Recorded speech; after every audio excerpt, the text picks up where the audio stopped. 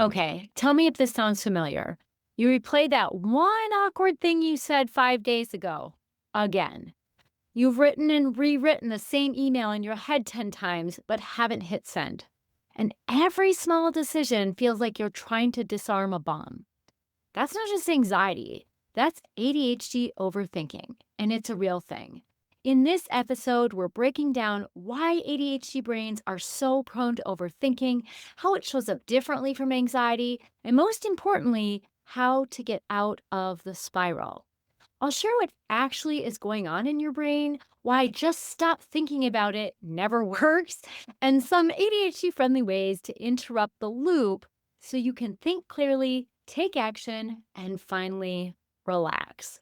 Whether you're stuck in rumination, struggling to make decisions, or exhausted by the mental noise, this episode will help you understand your brain and shift the cycle with compassion and clarity. Welcome to the Self-Loved ADHD Woman's Way podcast. I'm your host, Jen Barnes. If you're an ADHD woman entrepreneur, ADHD adjacent, or ADHD-ish, you've come to the right place. We'll dive deep into the unique challenges you face, from the inner turmoil to the outer obstacles. We'll blend neuroscience, IFS, and somatic healing, and explore practical strategies to help you navigate the world of entrepreneurship with ADHD with greater ease and effectiveness. I'm glad you're here. Hey, it's Jen. I'm so glad you're here.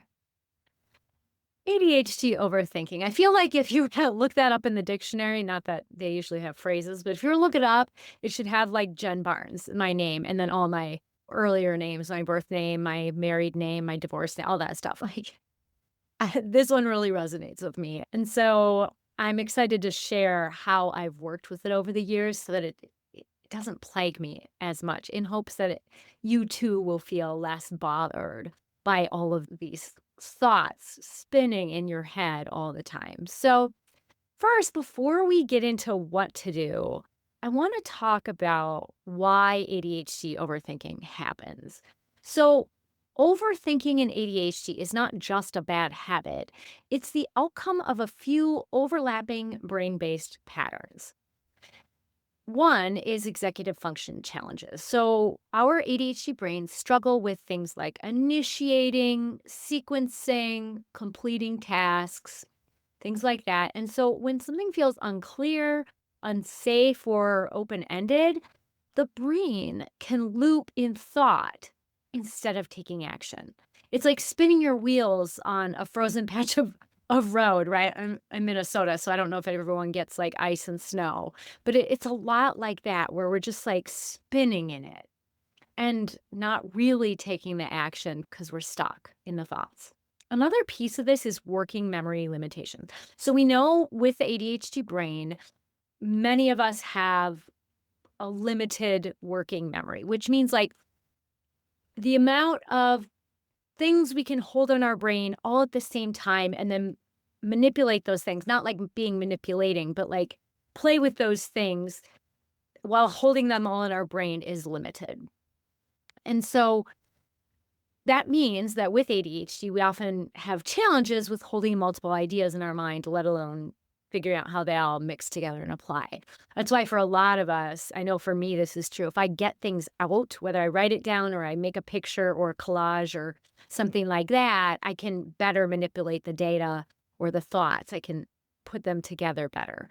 So, because of this challenge, for us, then decisions can feel super high stakes and then increase the urge to keep thinking them through, even though the process doesn't feel productive. So, like, we might, well, and I can do one or the other, right? I can impulsively make decisions like that and just be like, yes, that's what we're doing.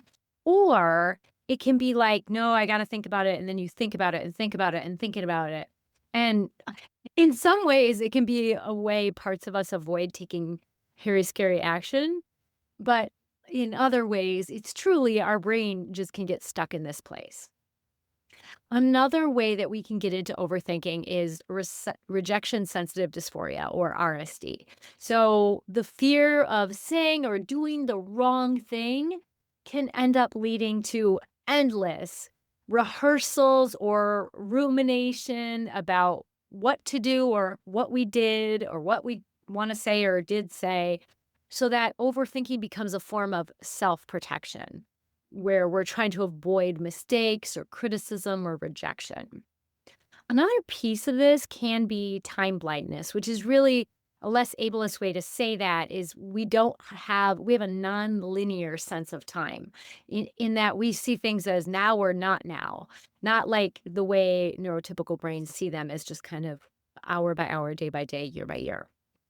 So, without a clear sense of time, our ADHD brains often revisit past mistakes or rehearse future situations on repeat, creating this like sense that we are just stuck in time, which can then make us keep overthinking about this place that we're stuck.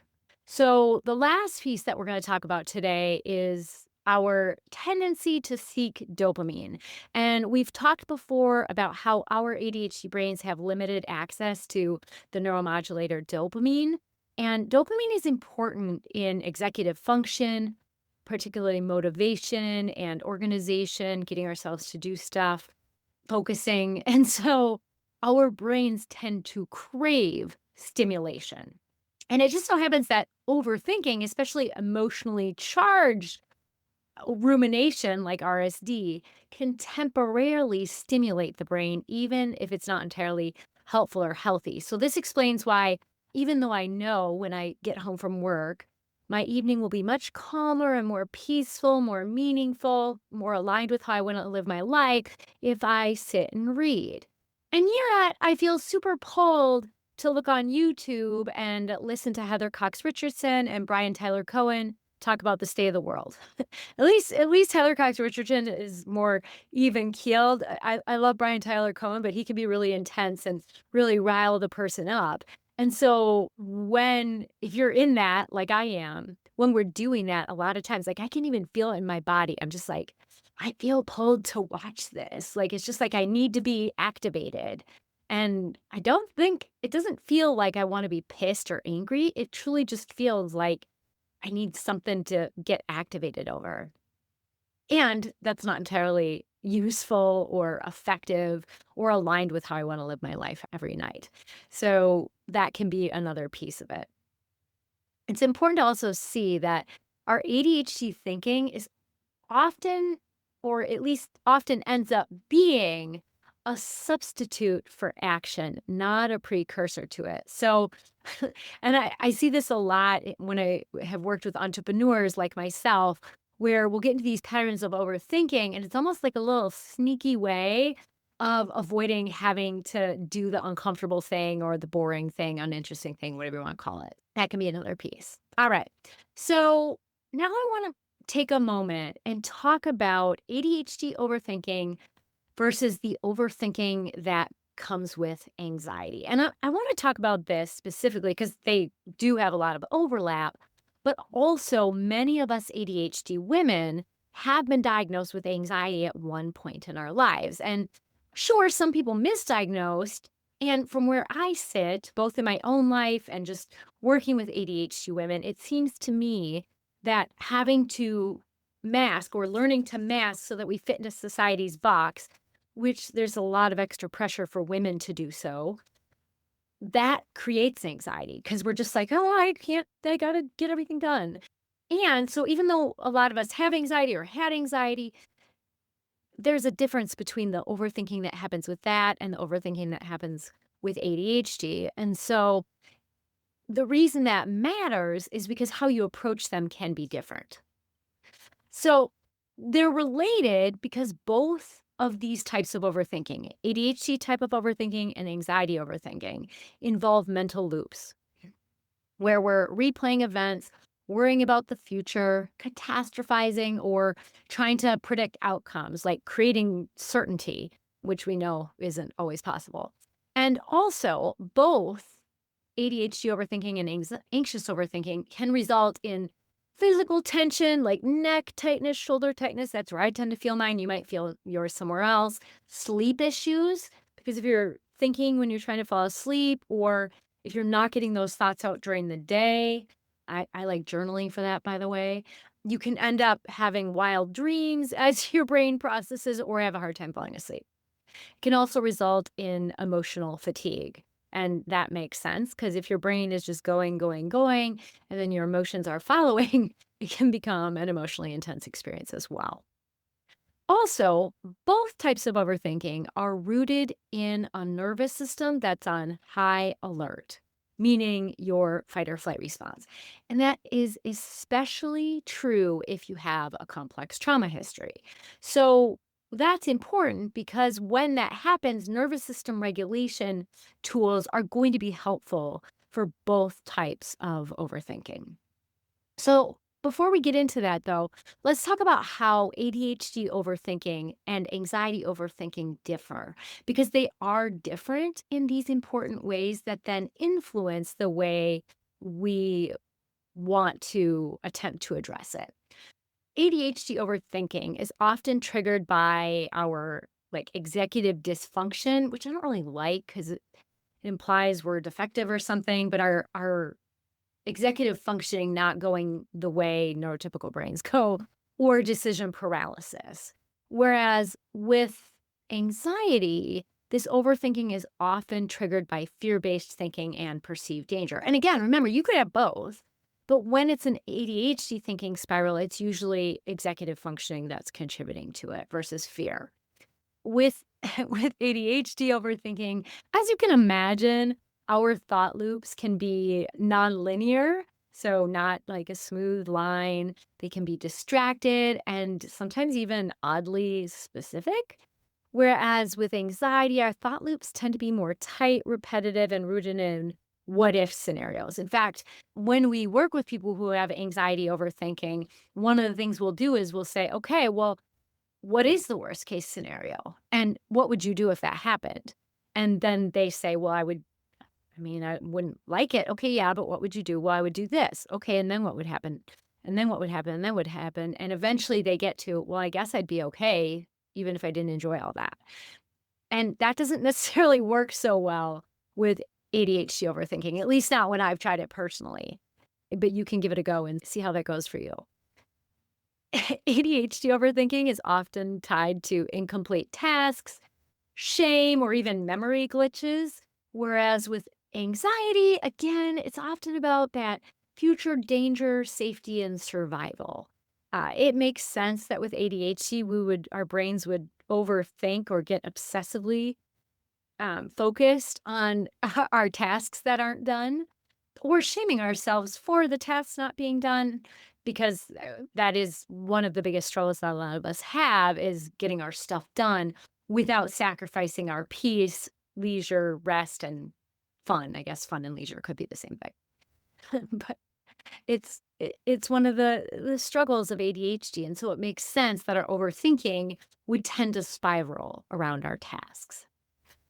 And that ADHD overthinking can feel like you're mentally running in circles without emotional panic unless you're in an RSD spiral. Whereas the anxiety overthinking can feel like these emotional alarm bells that are going off. And I certainly remember that in my 20s when I would have my anxious thoughts. It was like intense worry thoughts that they were so excessive, I just couldn't stop them. And it felt very big and emotional in my body. Whereas the ADHD overthinking, when I'm not also feeling anxious, very much feels like a mental running in circles. And you can check for yourself and see when you're in one or the other, you can just see what that feels like. What do you notice in your body? What do you notice in your experience? ADHD overthinking may stem from trying to get clarity to take action. And that makes sense because a lot of us are, until we learn that mistakes are just learning opportunities and there's nothing wrong, but more just like navigating our way, learning from our experiences, a lot of us can avoid mistakes at all costs. We can get pretty perfectionistic. So it makes sense then that sometimes with ADHD overthinking, we're just trying to like get clarity on what action to take so that we do it quote unquote right. Whereas overthinking with anxiety is usually about avoiding perceived harm. And those are close, like, sure. When we're overthinking about doing it right, we can be avoiding criticism and perceived harm, but there's a different energy to it. It feels less, it just feels less high strung and more like a motor running. So you can think of ADHD overthinking as a processing glitch, whereas anxiety overthinking is more of a safety glitch, meaning like your nervous system is perceiving threat and danger where things are actually safe. And the truth is both deserve compassion and each needs different tools. So, I want to talk about the tools for ADHD overthinking. The anxiety is something for another day. And there's really two ways to approach this, or at least the way I look at it. One is in the moment, working with overthinking, and then another one is giving our brains more support so that they're less likely to have these processing glitches. They're still going to happen. We still have ADHD. There's not like a cure for ADHD. Not medication isn't a cure. It just treats the symptoms. Just like the things we'll talk about in a moment are also just going to help you with the symptoms. But we'll start with how we can pause or cope with the overthinking in the moment. So the first step is you have to notice you're doing it.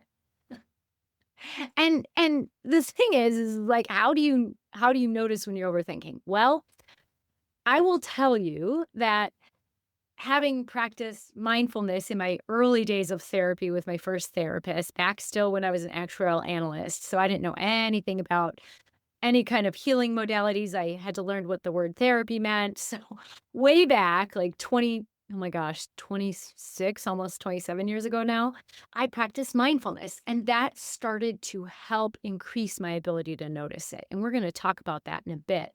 But other ways you can notice it is you might notice your thoughts just spinning, again, like that car on ice. I'm trying to think of if there's like a hot weather equivalent of that. It does get hot in Minnesota, but I don't know, maybe spinning on sand? I feel like you might not spin on sand as much. Sorry, people who don't have ice and cold. I don't have an idea for that, but a metaphor for that. But when you notice yourself like spinning on ice, like you're not going anywhere in your brain, that can be one way to catch it. Another can be your behavior. If you have been trying to get something done for a long time, and then after a few hours, you've just been sitting there and haven't done much, check it out. There's a decent chance that you've been overthinking in an ADHD overthinking spiral. So that's another way to check. Info dumping, if you're doing a lot of info dumping for verbal processors, you might be overthinking because you're verbalizing everything and that just might be how it comes out for you. But there's lots of different ways to notice this overthinking that happens with ADHD. So once you notice it, the next thing you want to do is pause because we can't address the overthinking from the same state that you're in when you're doing the overthinking. So it's important that you pause, take several breaths. In fact, I suggest first noticing your natural breath as it is. You might notice movement as you breathe. You might notice you are holding your breath and you might choose to invite the breath in. You might notice the pacing of your breath and just see like what you notice about it and then start to invite your breath to slow and deepen. Just even up to 5 to 10 breaths, maybe more, maybe a little less, but let yourself start to get grounded and centered. And to help you get grounded, you can do things like go out in nature or stomp your feet on the floor, or if you're in a chair, hold the bottom of the chair and dig your heels in while you pull your arms up. I don't know if you're gonna be able to catch that on audio only, but there's different ways you can get grounded while you connect with your breath. And then from that place of groundedness, once you're centered, you'll be able to hear that inner wise woman voice that we always talk about, your self energy, to help you take aligned action. Because a lot of times with ADHD, our impulsivity jumps in and we can be reactive or we're like, oh my gosh, oh my gosh. This happens to me. We get tired of the overthinking. And so then we just make a decision. And then I don't know about you, but end up paying for it later in at least, I don't know. I don't know if I can give it a percent, but I'd say at least half the time. I regret that, probably closer to 80%. So, if you can get yourself to notice this, take the pause, connect with your breath, get yourself grounded and centered so that you're hearing your inner wisdom, then you can start responding instead of reacting. Now, let's talk about how to set your life up to reduce the frequency of overthinking. And probably none of this is going to be surprising, but I want to talk about why they're important because each one has a reason they help. And so sometimes if we're like, okay, this will actually help my brain and make my life easier versus some other big thing of long term health and wellness, then we might be more motivated to do them. So, the first one I want to talk about is movement. And I specifically use the word movement, not exercise and purpose, because so many people have an aversion to the word exercise. And listen, I get it.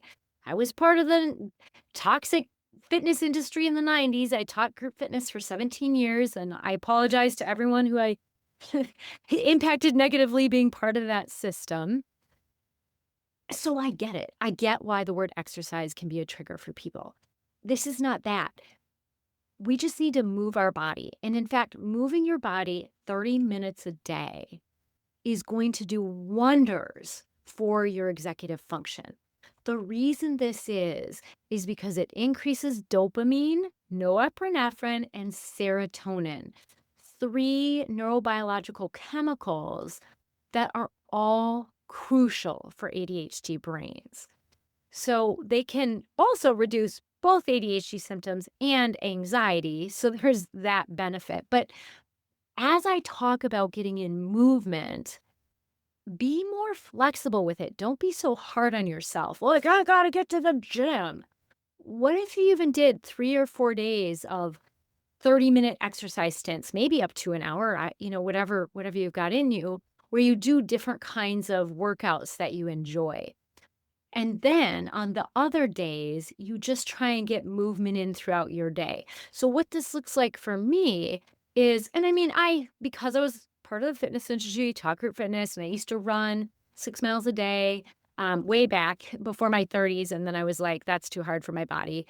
No slight against runners who you're finding it isn't hard on yours. It was hard on mine. But because I have those habits, I do tend to work out 6 days a week, but I don't always go for a full hour because I'm finding that for the reasons I need it now in my 50s, I don't need to do more than 30 to 45 minutes a day. Whereas when I was in my 30s, I still wanted to have like killer abs, an awesome butt, and toned arms. And now I just want to be healthy, fit, strong, well, and mobile, and also have my brain function. So if you're more in that camp of things, 30 or 45 minutes is lovely. So what this looks like for me is 3 days a week, I lift weights. I've got like a little mini garage gym out in my 2-car garage because only have 1 car for myself. And yes, that's a luxury. There was a time when I was doing it all in my house before I had that changed. But I have like a little weight bench I got that was inexpensive, and I got some weights to lift with. And I change it up. I also have something called a Body Boss, which I got during COVID, and the company had like its own website. Now when I need new bands or whatever, they're like heftier bands that hook into this base. Then you can do squats and all kinds of exercises. Anyway, this is not an ad for that, so I'll circle back to what I mean. But you can find on Amazon, I think you can find the whole Body Boss system, Body BODY. Sorry, BODY. I know I'm saying that with my Minnesota accent, and then boss, like your supervisor is the boss. That was great for lifting weights during COVID when I couldn't go to a gym or was staying with someone who didn't have a weight bench or any of those kind of things. So I do that 3 days a week, really important for women, especially over 40, because we start to lose muscle and then we can end up with osteoporosis or before that, osteopenia. Like bone problems essentially. And so weight training can help with that. Also, it can keep us from reducing our muscle mass as quickly, which starts to happen at age 40. So, anyway, again, not an ad for weightlifting, but that's why I choose weightlifting for 3 days a week. And then 2 days a week, I do Zumba. And then one day a week, I'll do a HIIT workout on Grow from Anna. She's awesome. She's got an app. It's super cool, super affordable, and she's super sweet, but there's no talking. She just plays music, and then the video shows what you're gonna do, different kinds of workout options, and you may have counted that 7, so I always miss at least one day.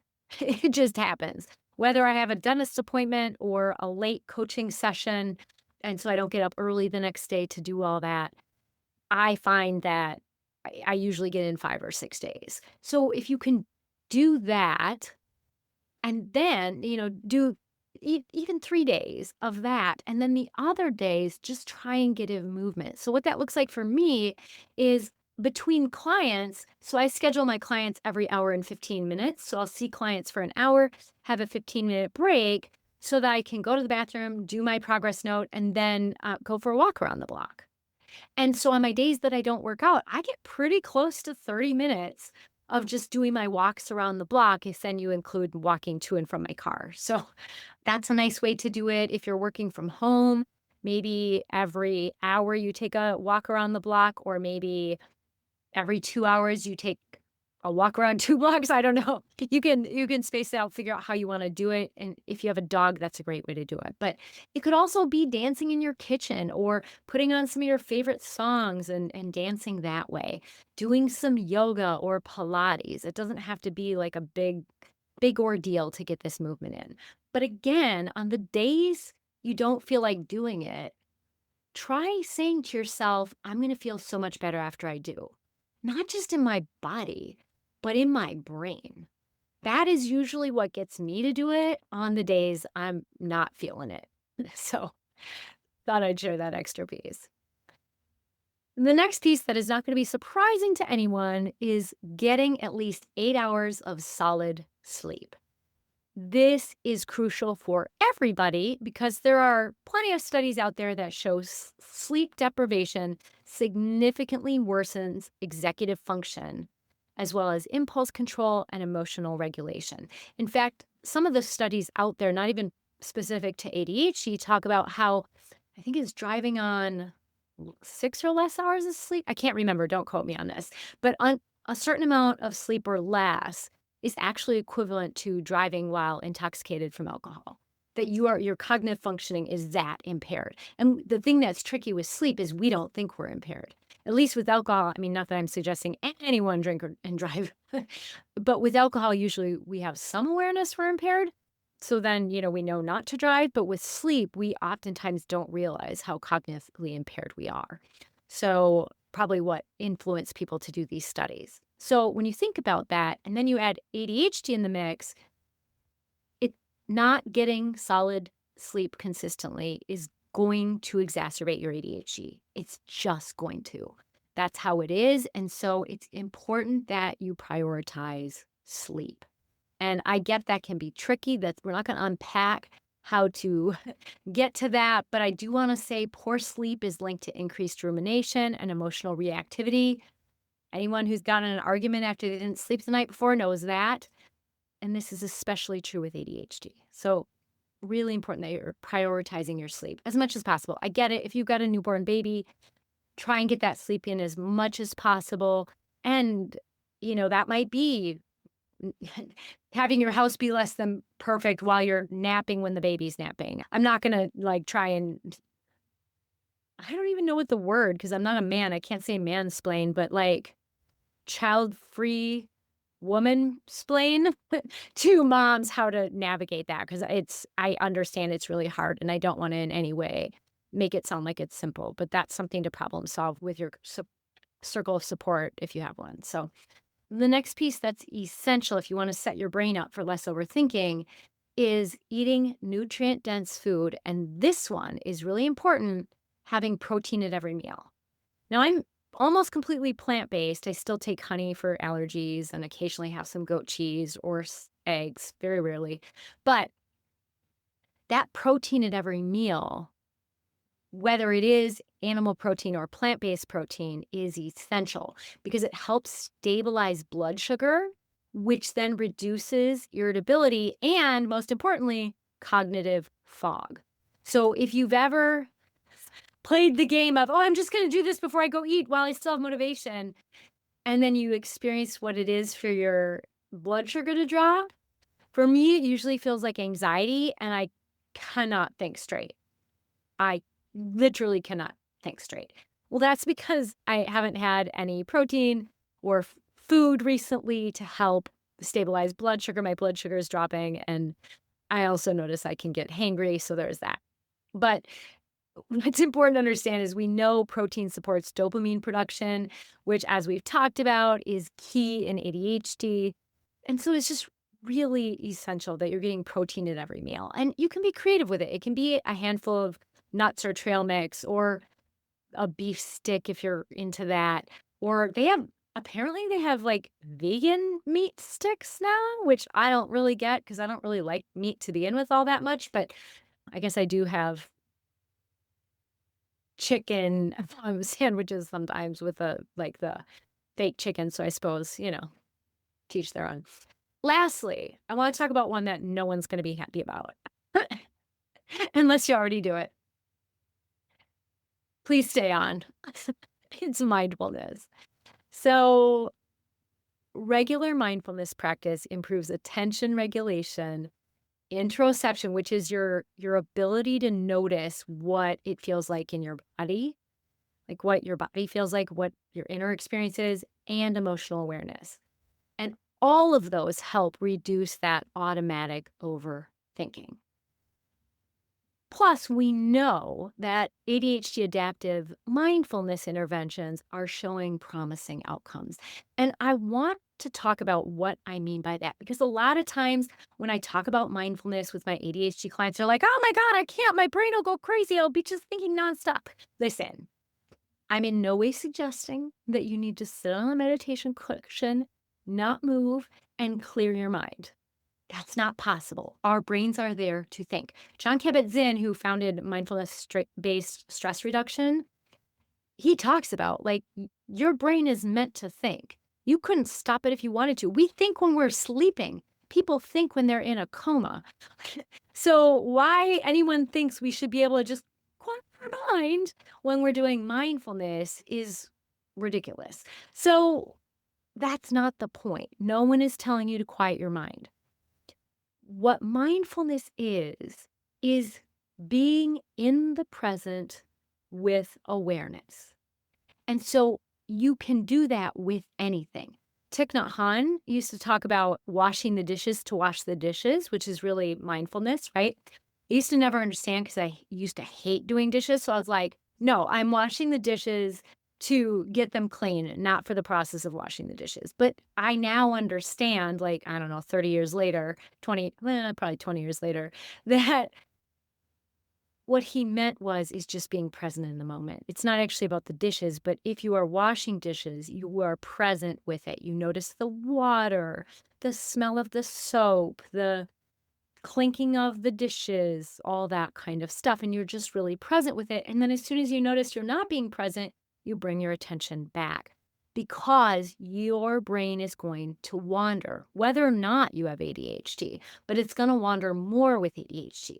And the reason this is so helpful for ADHD brains is every time you notice you're distracted and bring your attention back to what you're being mindful of, like I said, in this case, dishwashing, it could be toothbrushing, walking. You could sit and be mindful of your breath for a couple minutes, but every time you notice you're distracted and bring your attention back to the focus of your mindfulness, that builds your ability to pay attention.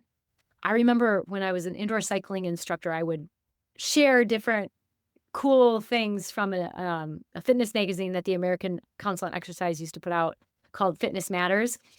And one of the things I remember reading about was that they did a study on novice. It was for meditation, so like mindfulness meditation, and then novice meditators and experienced meditators. and that after 12 weeks of daily practice, both groups had improved their ability to pay attention. The part of the brain that does the paying of attention was actually, like, bigger in the brain. It was it it was able to function better. I was gonna say more strongly, but just it improved brain functioning to practice this mindfulness. So, again, mindfulness doesn't have to be intense. You can start by when you're brushing your teeth, notice each and every tooth. Oh, you got distracted. Notice where you're at again. Keep trying to focus. Up, you got distracted. Go back, and that's all you have to do is just notice, come back, notice, come back. And if you're like, but Jen, I'm going to do that and I'm not going to focus on it at all. And I'm not going to remember it till the next time I brush my teeth or like 3 days later. That's okay. As soon as you notice it, bring your attention back to your teeth. Maybe run your tongue on them or something.